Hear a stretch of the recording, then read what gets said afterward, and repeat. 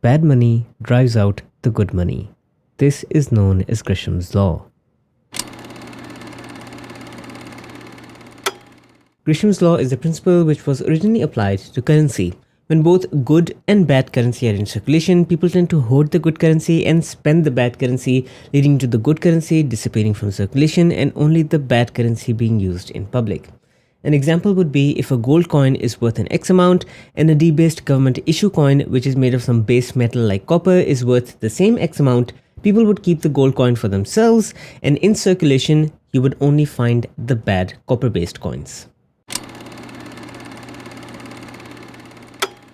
In the context of people management, Gresham's law means that if a workplace treats all employees equally regardless of their performance, the more talented and high-performing employees, the good employees, may feel undervalued and demotivated.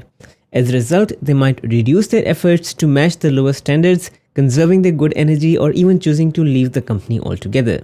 This can lead to a decline in the overall performance and morale within the organization, and another thing that will happen is that the high performers will get hoarded by other organizations that see their real value. Knowing about this principle is very important as a people manager. However, implementing it in practice will depend upon your personal leadership style. For me personally, I like to focus on the positive behaviors of individuals. When people go above and beyond, I ensure that it's celebrated in public, and over time, I find that it does result in an overall positive and high-performing team culture. If you give people the autonomy to do their job effectively, they might just surprise you.